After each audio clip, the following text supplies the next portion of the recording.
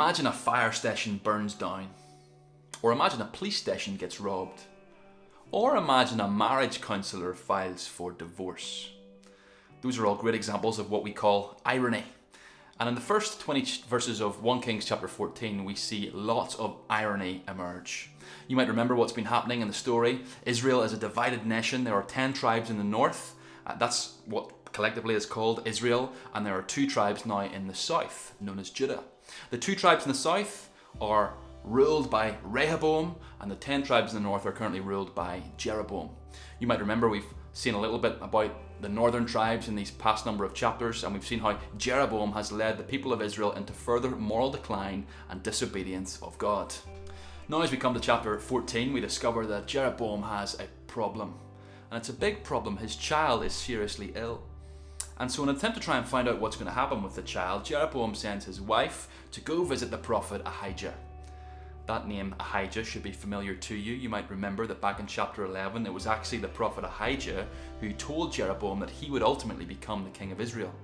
And so Jeroboam probably thought to himself, well, this prophet knows what he's talking about. He really must be in tune with God. He already told me something which came to fruition, and so he is perfectly qualified to tell me now what's going to happen with my son.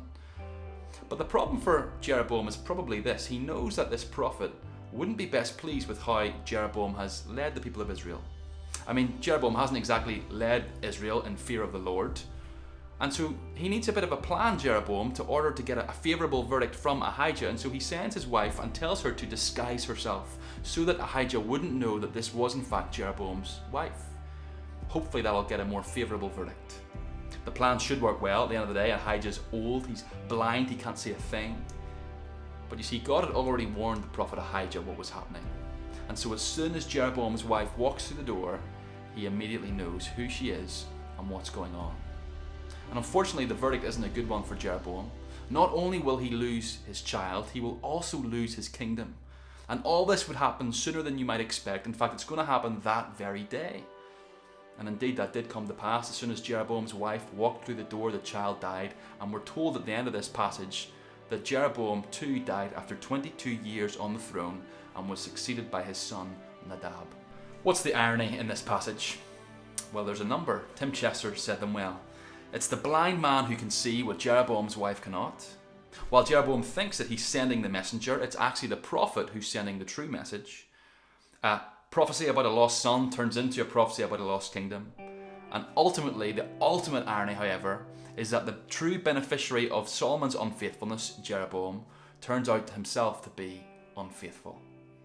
There's a lot of irony in this passage, but there's a strong reminder in this passage, isn't there, that Jeroboam is not ultimately in control. God is.